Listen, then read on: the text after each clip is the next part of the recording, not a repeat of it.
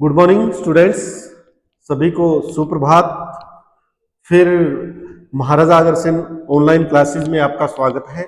मैं सुशील स्वामी, geography lecturer, जो आपके लिए बीए बीएड सेकेंड ईयर की जो हम बुक पढ़ रहे हैं, हम अध्ययन कर रहे हैं उसका कि भी जैव भूगोल का। तो जैव भूगोल में हमने जो है जैव मंडल के बारे में पढ़ा कि जैव मंडल जो है जिस प्रकार से अगर देखा जाए तो स्थल मंडल है, जल मंडल है, जैव मंडल है। इस प्रकार से जो है अलग अलग मंडलों के रूप में हमने इसमें पढ़ा। इसी प्रकार से हमने पारिस्थितिक तंत्र के बारे में भी पढ़ा, जो हम पढ़ रहे थे पारिस्थितिकी के बारे में कि विभिन्न जीव जंतु जो है आपस में आपसी संबंध बनाए रखते हैं और उस आपसी संबंध को जो है पारिस्थितिकी कहते हैं, और उसके आधार पर जो तंत्र तैयार किया जाता है, जो सिस्टम बनता है, उसे अपने पारिस्थितिकी तंत्र कहते हैं। इसी प्रकार से हमने जीवोम के बारे में पढ़ा कि मृस्थलीय जीवोम क्या होता है या मृस्थल में किस प्रकार की जो है अनुकूलन प्रक्रियाएं पाई जाती हैं, वो सारा हमने जो है इसमें पढ़ा। उसके बाद हमने देखा भी घास पारिस्थितिक तंत्र है। घास पारिस्थितिक तंत्र में जो है घास जो होता है वो मुख्य रूप से यानी कि अपने ये मान सकते हैं उत्पादक के रूप में काम आता है, और ये उत्पादक के रूप में काम आने के कारण जो इस पर जो है प्राथमिक उपभोक्ता होता है। उसके बाद में जो है अगर देखा जाए प्राथमिक उपभोक्ता के बाद में जो है द्वितीयक उपभोक्ता होते हैं, द्वितीयक उपभोक्ता के बाद में तृतीयक। इस प्रकार से जो है अलग अलग प्रकार से जो है इसमें भोजन श्रृंखला के रूप में ये पढ़ते जाते हैं। इसी प्रकार से हमने ऊर्जा प्रवाह इसमें पढ़ा था कि ऊर्जा का प्रवाह एक दिशीय, जिस प्रकार से यानी कि एक दिशीय होता है और एक स्तर से दूसरे स्तर में ऊर्जा का प्रवाह होता जाता है।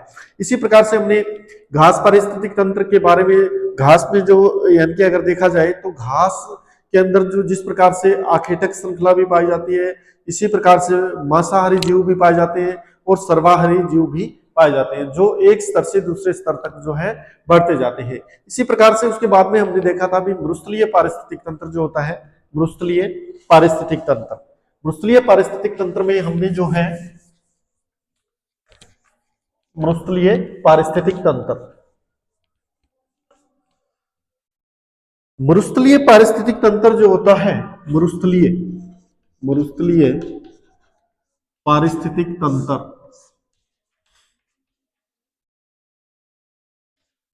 पारिस्थितिक तंत्र, मरुस्थलीय पारिस्थितिक तंत्र। मरुस्थलीय पारिस्थितिक तंत्र में हमने देखा था कि भी मरुस्थल जो होते हैं, मरुस्थल जो होते हैं, मरुस्थल मुख्य रूप से अगर देखा जाए तो तीन प्रकार के पाए जाते हैं।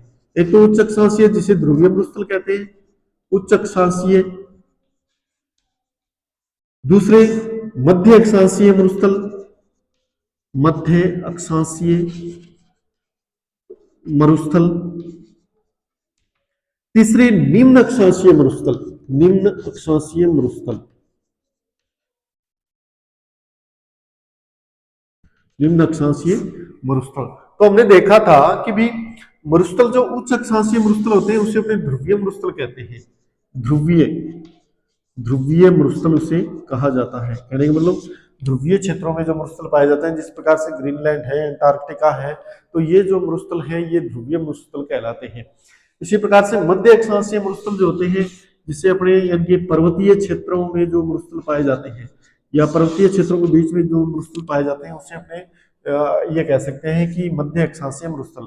इसी प्रकार से निम्न अक्षांशीय मरुस्थल जो अधिकतर अगर देखा जाए तो इस प्रकार के जो मरुस्थल हैं वो मरुस्थल कर्क रेखा के समीप पाए जाते हैं। कर्क रेखा के समीप जो है इनके इस प्रकार के मरुस्थल पाए जाते हैं, जिसे उष्ण मरुस्थल भी अपने कहते हैं। तो अपने ये मान सकते हैं कि दो प्रकार से मरुस्थल अधिकतर दो प्रकार से पाए जाते हैं। एक तो शीत मरुस्थल,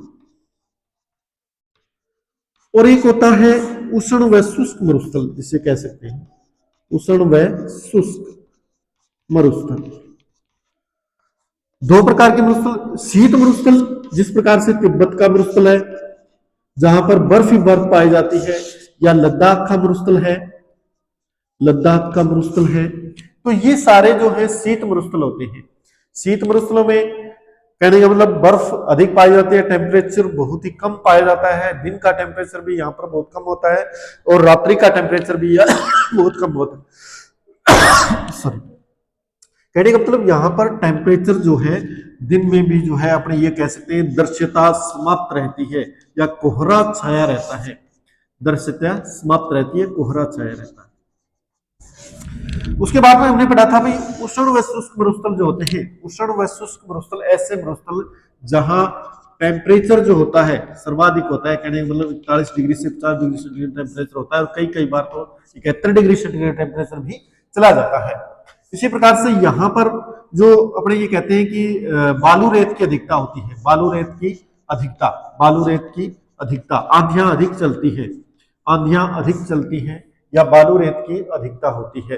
तो ये और यहाँ पर जो वनस्पति पाई जाती है वो वनस्पति यहाँ पर अगर देखी जाए तो वो वनस्पति अपने कह सकते हैं कि जीरोफाइट्स वनस्पति जो है यहाँ पर जीरोफाइट्स वनस्पति यहाँ पर पाई जाती है या मरुद्भिद वनस्पति यहाँ पर पाई जाती है। कौन सी वनस्पति? मरुद्भिद वनस्पति। मरुद्भिद वनस्पति अपने कह सकते हैं नागफनी वर्ग के जो पौधे हैं, नागफनी वर्ग के पौधे, या अपने कह सकते हैं कि ऐसी वनस्पतियां जो वाष्पोत्सर्जन की क्रिया जिनसे कम से कम हो, या कौन सी क्रिया? इवेपोरेशन या वाष्पोत्सर्जन की क्रिया जो है अगर जिनसे कम से कम हो, तो इस प्रकार के अनुकूलन इन वनस्पतियों में या पेड़ पौधों में पाए जाते हैं। तो अपने ये कह सकते हैं कि भी यहाँ पर वनस्पति जो पाई जाती है वो इसके अनुकूलन करती है, इससे किससे? वातावरण से, वातावरण से वो क्या करती है? अनुकूलन करती है। इसी प्रकार से हमने जो है विभिन्न प्रकार के जो जीव जंतु हैं, यहाँ पर जो जीव जंतु पाए जाते हैं उन जीव जंतुओं के बारे में भी हमने पढ़ा था कि यहाँ पर अनेक प्रकार के रोडेंट्स वर्ग के जीव जंतु पाए जाते हैं, रोडेंट्स वर्ग के, रेप्टाइल वर्ग के जो है रेप्टाइल वर्ग के जो है जीव जंतु भी यहाँ पर पाए जाते हैं, कहने का मतलब, और मैमल्स भी वर्ग के जो है जीव जंतु भी यहाँ पर पाए जाते हैं, या यानी कि आर्थ्रोपोडा के वर्ग के जीव जंतु भी यहाँ पर पाए जाते हैं। अपने कहने का मतलब ये है कि जो रेगिस्तानी जो क्षेत्र है वहां पर लगभग सभी प्रकार के या सभी क्लासेज के या सभी वर्ग के जीव जंतु यहाँ पर अपने को मिलते हैं। इसी प्रकार से अगर देखा जाए तो ये जो जीव जंतु है, ये जीव जंतु यहाँ पर पाए जाने वाले जो प्राणी हैं या यहाँ पर पाए जाने वाले जो जीव जंतु हैं वो भी अनुकूलन करते हैं वातावरण के साथ, वो भी अनुकूलन करते हैं। अनुकूलन से मतलब कि एडेप्टेशन रखते हैं। वो किस प्रकार से एडेप्टेशन रखते हैं? सबसे पहले तो अपने कह सकते हैं जल संरक्षणार्थ,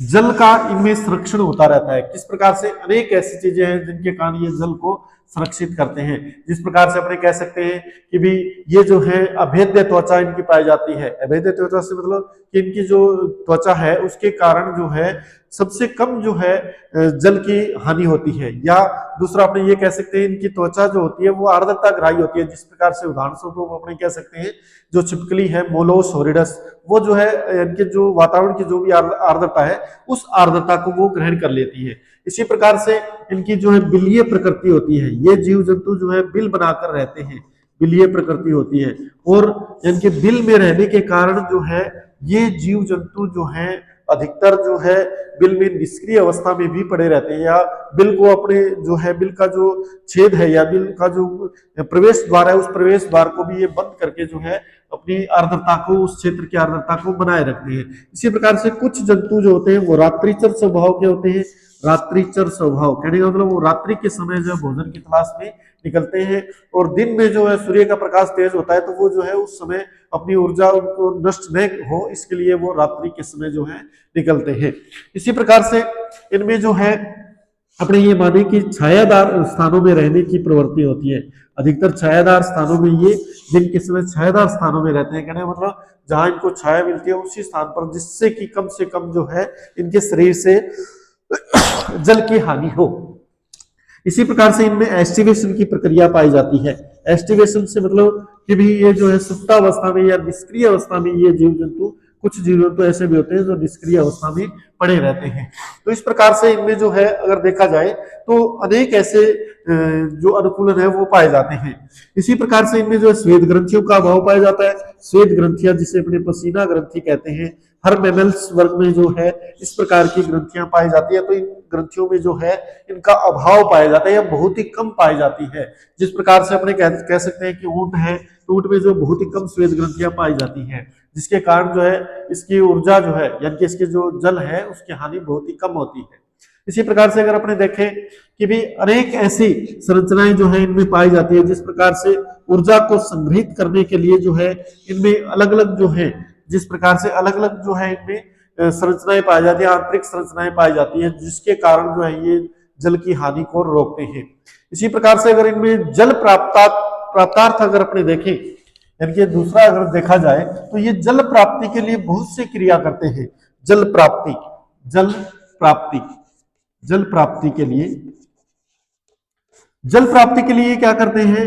एक नंबर तो अपने ये कह सकते हैं ये प्रवास करते हैं। प्रवास, एक स्थान से दूसरे स्थान पर जो है जल के लिए ये भटकते रहते हैं। जल के लिए ये जीव भटकते रहते हैं। कहने का मतलब यानी ये क्योंकि रेगिस्तान में हम ये मानते हैं कि जो रेगिस्तान है या जो मरुस्थलीय प्रदेश है, उस मरुस्थलीय प्रदेश में जो है अधिकतर अगर देखा जाए तो वहां पर जो है बहुत ही कम मात्रा में जो है जल होता है, या जल जो है बहुत कम मात्रा में मिलता है। जल की जो उपस्थिति बहुत ही कम होती है, इसलिए जो ये एक स्थान से दूसरे स्थान पर ये प्रवास करते रहते हैं और जल के लिए वो प्रवास करते हैं। और जल छिद्र, जल छिद्र के द्वारा जल की प्राप्ति करते हैं। जिस प्रकार से रेगिस्तान में जो है जल की कमी पाई जाती है, इसलिए वो जो है अनेक प्रकार के जो वर्षा जल है, वो वर्षा जल जो है उस जल छिद्रों में जो है वहां पर संग्रहित हो जाता है और उसको जो है ये पीकर अपना जो है अपने ये कह सकते हैं कि अपने जल की पूर्ति करते हैं। इसी प्रकार से कुछ जंतु जो होते हैं भोजन से जल की प्राप्ति करते हैं। भोजन से, भोजन से मतलब कि कुछ इस प्रकार के जंतु होते हैं जो मांसाहारी होते हैं। मांसाहारी यानी कि वो मांस को खाकर जो है उस यानी कि भोजन में जो उनको प्राप्ति होती है जल की, उससे जो है अपना जीवन यापन करते हैं या उससे जो है अपने जल की पूर्ति कर लेते हैं। इसी प्रकार से कुछ ऐसे जीव जंतु भी होते हैं जो यानी कि जो अपने कह सकते हैं मांसाहारी जंतु जिसे कह सकते हैं, तो ये खून से यानी कि ब्लड से जल की पूर्ति करते हैं। खून से जल की पूर्ति कर लेते हैं, जल की पूर्ति करते हैं। कहने का मतलब कि जब यानी कि मांसाहारी जीव जंतु जो होते हैं, कुछ जीव जंतु ऐसे होते हैं जो यानी कि किसी अन्य जंतु का जो है जो है खून है, वो उस खून को जो है पीकर जो है उस खून में जो जल होता है उस जल से वो अपने जल की पूर्ति कर लेते हैं।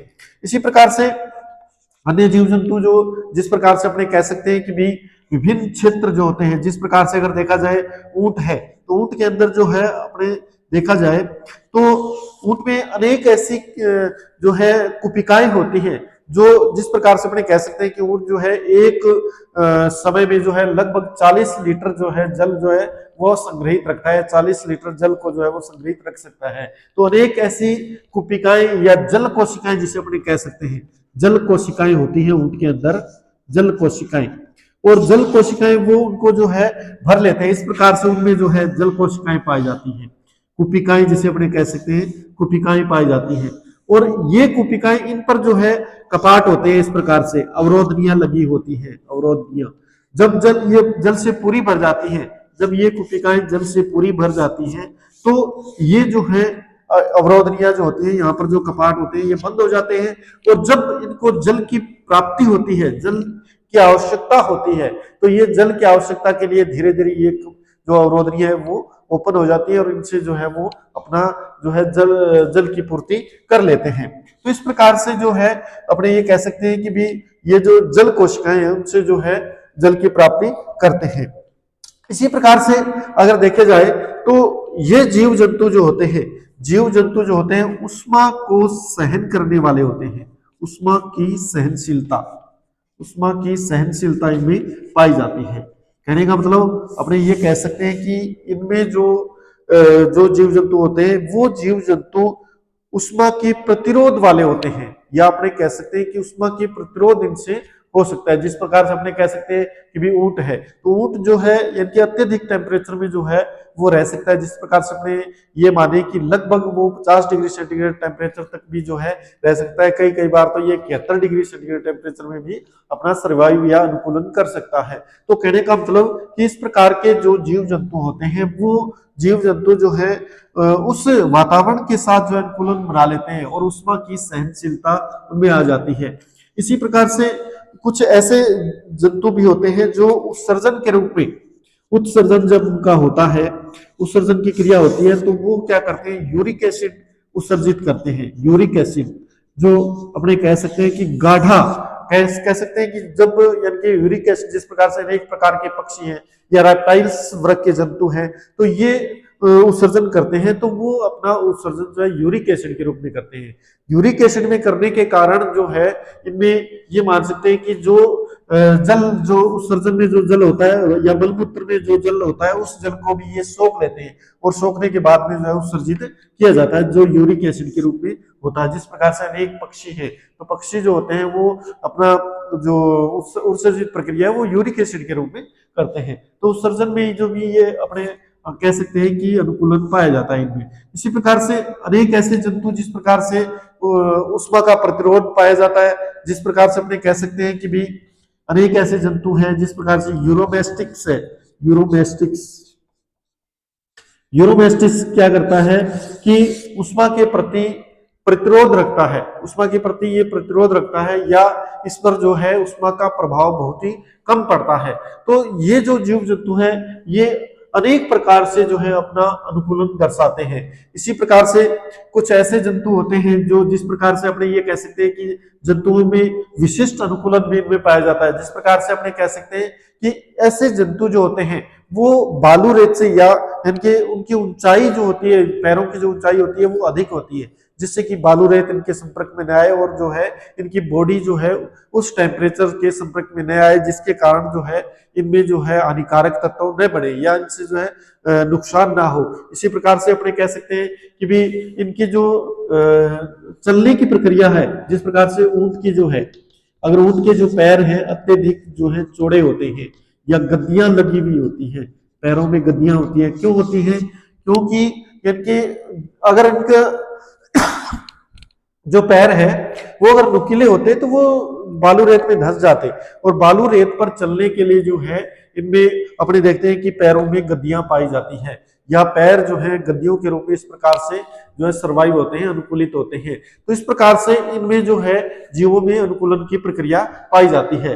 इसी प्रकार से अगर इनमें वनस्पति में देखें तो यहाँ पर जो वनस्पति पाई जाती है वो वनस्पति जो है अधिकतर यानी कि कम पानी में उत्पन्न होने वाली होती है, कम पानी में उत्पन्न होने वाली होती है, यानी कि इनको जो है पानी की आवश्यकता बहुत कम पड़ती है। या अगर यहाँ की वनस्पति को देखा जाए तो वनस्पति जो होती है उस पर यानी कि पत्तियां जो होती है उस पर कुछ श्लेष्मा की परत लगी हुई होती है, श्लेष्मा की परत, जिससे कि वाष्पोत्सर्जन की क्रिया कम हो। दूसरा, इनमें जो पत्तियां होती है वो अधिकतर कांटों के रूप में रूपांतरित होती है, या पत्तियां का आकार जो है छोटा होता है, आकार छोटा होने के कारण वाष्पोत्सर्जन की क्रिया भी कम होती है, जिसके कारण जो है जल की हानि बहुत कम होती है। इसी प्रकार से इनकी जो अगर जड़ों को देखें अपने इन पौधों की जड़ों को, तो इनकी जड़ें जो होती हैं वो अत्यधिक गहराई में जाती हैं सीधी, जिसे मूसला मूल कहते हैं। अधिकतर जो है अधिक, क्योंकि जल जो है अधिक गहराई पर होता है, इसलिए इनकी जड़ें जो है अधिक गहराई पर पाई जाती हैं।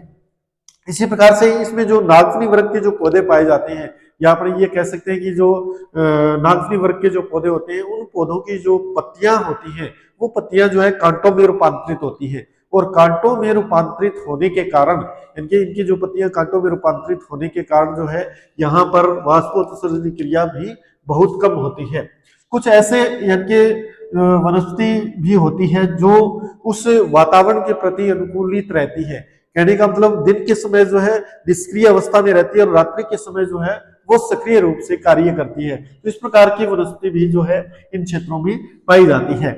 दूसरा, अगर जीवों के बारे में, अगर अनुकूलन के बारे में और अध्ययन करें अपने, तो इनमें कुछ ऐसी इनके अपने कह सकते हैं कि भी क्योंकि तेज आंधियां चलती है, अत्यधिक आंधियां चलती है, या अपने ये कह सकते हैं धूल से बचाव के लिए इनमें जो है इनकी आंखों पर जो है यानी कि जिस प्रकार से बरौनिया जो होती है, अपने कह सकते हैं ऊंट के अंदर जो यानी कि बरौनिया होती है वो बरौनिया अत्यधिक यानी कि अपने कह सकते हैं कि भी लंबी लंबी होती है, जिसके कारण वो पूर्ण रूप से आंखों को ढक लेती है। कुछ ऐसे रेप्टाइल्स वर्ग के जंतु भी होते हैं। रेप्टाइल्स वर्ग में जो है जो नीचे की जो पलक होती है वो पलक ऊपर तक जुड़ी रहती है, जिससे कि इनके इन पर एक अपने कह सकते हैं कि शीशा सा लगा होता है, जिसके कारण जो है इन पर धूल मिट्टी का इनकी आंखों पर प्रभाव नहीं पड़ता है। तो कहने का मतलब अनेक ऐसे अनुकूलन जो है वो जीवों के अंदर और वनस्पतियों के अंदर जो है इस प्रकार के अनुकूलन देखे जाते हैं, जो एक जीव से दूसरे जीव में अपने से अनुकूलन की प्रक्रिया पाई जाती है। और इनमें जो है अधिकतर अगर देखा जाए तो इनमें जो है जल संरक्षण के लिए या अपने ये कह सकते हैं कि जल संरक्षणार्थ या जल प्राप्ति के लिए जो है अनेक अनुकूलन पाए जाते हैं। तो धन्यवाद स्टूडेंट्स।